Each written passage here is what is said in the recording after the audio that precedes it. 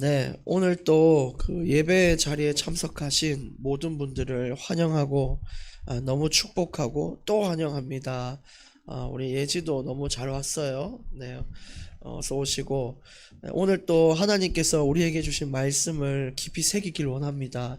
오늘 말씀은 너무너무 잘 아는 구절이지만 너무너무 안 지켜지는 구절이고요. 너무너무 쉽고 편하게 할 수 있지만 너무 어렵고 너무 생각이 안 나는 그런 구절입니다. 그래서 뭐 결론적으로 그냥 한 단어로 설명을 한다면 기도 좀 해라 이렇게 표현을 할 수 있을 것 같아요.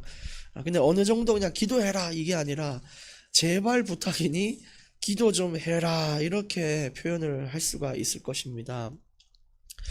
그래서 오늘 말씀의 제목이 구하라, 그 다음에 찾으라, 그 다음에 뭘까요? 문을 두드리라 이렇게 얘기를 했어요.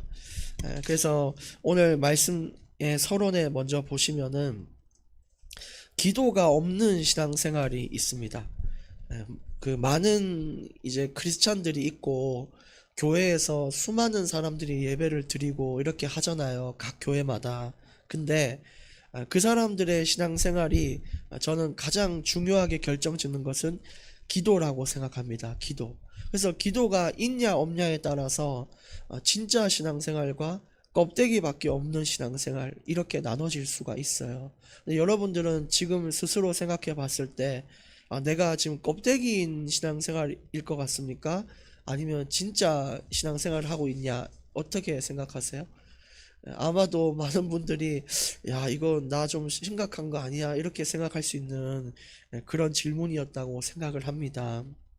제가 고등학교 때 제 친구가 야자 시간인가 기절을 했어요.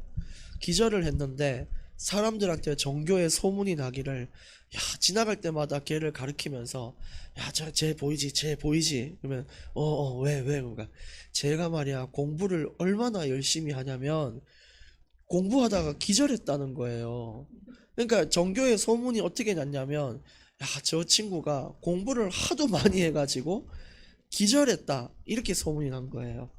그래서 그렇게 칭찬받던 친구가 성적 발표 날이 다가왔는데 성적이 좋을까요 나쁠까요? 나빠요. 별로 좋지가 않아요.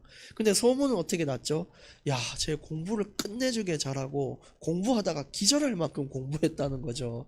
근데 알고 보니까 제가 그 친구한테 니 얼마나 공부를 많이 하면 그렇게 기절하냐 이렇게 얘기하니까 그 친구가 사실은 내가 공부하다 기절한 게 아니고 기지개 피다가 기절했다는 거예요. 그 기지개를 세게 피면은 왜 여기 막 힘줄 땡기고 막 뒷골 싹 땡기잖아요. 그러다가 기절했는데 사람들은 눈에 보이는 걸 보고 대단하다라고 얘기를 하는 거죠. 근데 실상 성적이 잘 나오려면은 뭘 해야 되죠? 공부를 해야 되는데 공부 안 하고 기지개만 피다가 간 거예요. 그래서 제가 오늘 왜 이런 비유를 들었냐? 기도하지 않는 신앙생활이 마치 이렇다라는 거죠. 교회 잘 오고 교제하고 막 이렇게 교회 헌신과 봉사 이런 거 잘 해도 찬양 잘 해도 사람들은 대단해 저 사람 엄청 믿음 있어 막 가르치면서 저 사람 대단해라고 얘기를 했는데 실상 자기의 인생을 돌아보면 열매가 없어요.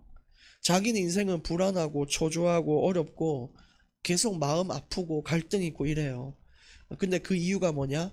기도를 하지 않아서 그렇다라고 말씀을 드릴 수 있는 거죠. 그래서 오늘 서론부터 중요한 포인트는 기도입니다. 기도. 껍데기뿐인 신앙생활에서는 안 된다라는 거죠. 그래서 두 번째, 성경 속에 믿음의 사람들은 어떤 특징을 가지고 있냐? 기도하는 습관이 있었어요. 전부 다 그랬습니다. 그래서 그냥 기도한 게 아니라 여러분 중에 기도를 안 하는 사람은 없을 겁니다. 물론 하기는 해요. 오늘 또 대표 기도했죠. 대표 기도할 때 여러분이 아멘으로 화답한 것 자체가 기도인데 지금 여기 나오는 인물들 또 언급되지 않은 인물들이 그냥 아멘으로 화답한 정도가 아니라 능동적으로 자발적으로 기도했다는 것입니다. 간절하게 기도했고요. 분량을 많이 기도했고요. 깊이 기도했고요. 무슨 일이든 최우선순위를 기도로 삼은 인물들이에요. 그 첫 번째가 완전한 하나님이자 완전한 인간이신 예수님인데, 이 예수님은 땅이 핏방울이 되도록 땅에 무릎을 꿇고 밤이 새도록 기도를 했습니다. 과연 여러분들, 저와 여러분이 이런 경험이 있냐 없냐, 이거 진짜 중요하거든요. 얼만큼 간절하냐. 심지어 엘리야는 악한 아합 왕이 자기를 죽이려고 할 때 무릎을 꿇어서 엎드려 가지고 얼마나 간절히 기도했냐면요, 얼굴을 무릎 사이에 넣고 기도했대요. 무릎 꿇고, 그게 뿐만이 아니고 얼굴을 무릎 사이에 꽂아 넣고 기도를 할 만큼 간절한 기도가 있었고요. 다니엘은 사형 집행을 앞두고도 전에 하던 대로 하루 3번 무릎을 꿇고 기도했대요.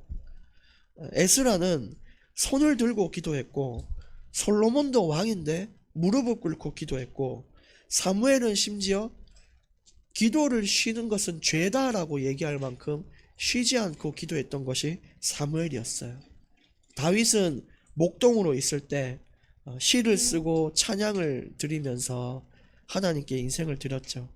그래서 지금 이 모든 인물들은 항상 깊고 간절한 기도를 했던 인물들인데, 우리는 성경을 읽고 그저 부럽다라고만 해요. 야, 부럽다. 나도 엘리야처럼, 나도 솔로몬과 사무엘처럼 되고 싶다라고 얘기만 하지, 그들이 가졌던 기도의 분량과 깊이는 따라가지 않고 있다는 것이죠. 응답만 바라는 신앙생활에서 벗어나서 이제 그들이 갔던 과정을 갈 수 있는 신앙생활이 필요한 것입니다. 그래서 오늘 본론 첫 번째 보시면, 우리 모두는 기도의 사람이 돼야 합니다. 기도는 여러 가지 비밀이 있지만 오늘 6가지로만 간추려 봤습니다. 첫 번째는 승리할 수 있는 방법이 기도예요. 이스라엘 백성이 전쟁을 할 때 기도하면 이기고 기도를 쉬면 지더라고요. 그걸 봤을 때 우리 삶에서 기도하면은 승리하는 응답이 있지만, 기도를 쉬면 결국은 패배하고 끌려다니고 실패하는 인생을 하게 돼요. 오늘 여기에 적혀 있지는 않지만 에베소서 4장 27절에도 마귀에게 틈을 주지 마라 라고 얘기를 했어요. 얼마나 많은 미혹과 유혹이 있는데, 마귀는 24시간 자꾸 우리를 유혹하고 미혹을 하는데 우리는 깨어 기도하지 않잖아요. 그것처럼 마귀에게 틈을 주지 않는 방법 또한 기도라는 것입니다. 우리가 기도하는 그 순간들에는 마귀가 개입할 수가 없어요. 그리고 두 번째는 어려운 상황을 극복하는 것도 기도입니다. 빌립보서 4장 13절, 내게 능력 주시는 자 안에서 모든 것을 할 수 있다. 기도를 통하여 여러분 우리는 극복할 수 있고요. 세 번째는 해답을 얻을 수 있는 것도 기도입니다. 염려하지 말고 기도하면 네 길을 지도하리라 라고 잠언서 3장에 얘기했어요. 그러니까 우리가 기도를 하면 내가 이제 어떻게 살아야 되고 어떤 신앙생활을 해야 되고 어떻게 인도를 받아야 할지가 나오는 것입니다. 혹시나 지금 마음에 복잡하고 염려가 있다면 염려하지 말고 기도할 때 네 길을 지도하시리라 라고 얘기를 하셨어요. 또 힘을 얻는 방법도 기도입니다. 독수리가 날개치며 올라가는 힘도 기도 안에 있어요. 여러분, 힘이 얻는다는 것은 도전할 수 있다는 거거든요. 그러면 내가 또 기도할 수 있는 도전, 전도의 도전, 교회에 대한 도전, 여러 가지 도전이 되는 것이죠. 그 다음에 위로 또한 기도를 통하여 받을 수 있는데, 우리가 사실은 마음과 생각 때문에 어려울 때가 많아요. 현실을 볼 때도 마음과 생각, 그리고 정신적인 여러분 이 질병도 마음과 생각의 병이잖아요. 제가 어제 그 유튜브로 조현병에 대해서 좀 보니까 조현병 간접 체험이라는 ASMR이 있는 거예요. 제가 그거를 눌러보니까 조현병 환자가 실제 듣고 있는 상황을 연출한 건데 저는 되게 소름이 돋더라고요. 키니까 옆에서 굉장히 낯익은 목소리로, 야, 그래가지고 비행기는 얼마나 빨라? 헬리콥터는 어디 있어? 진짜? 그럼 죽어. 아, 진짜야? 빨리 가자. 죽어. 근데 니 왜 안 죽어? 하루 종일 그래요. 하루 종일 귀에 대고 죽어. 근데 그것도 낯선 사람 목소리로 들릴 때도 있지만 자기랑 가까운 사람 있잖아. 예를 들어 자기 어머니, 자기 딸 목소리로, 아빠 왜 안 죽어? 아빠 죽어. 이런다니까요. 그러니까는 사람이요, 정상적인 말을 할 수가 없고 정상적인 생활이 안 되고 사람하고, 그래서 뉴스에도 보니까 조현병 가진 자녀가 부모 찔러 죽여가지고 그런 거 나오잖아요. 얼마나 고통받겠어요. 지금 이런 시대를 살고 있는데 전부 다 사람들이요, 막 마음도 생각도 막 이렇게 불안한 인생을 살아요. 우울증도. 근데 우리가 기도를 통하여 하나님 내 마음과 생각을 지켜주십시오, 이런 것에 우리가 또 도전할 수가 있는 것이죠.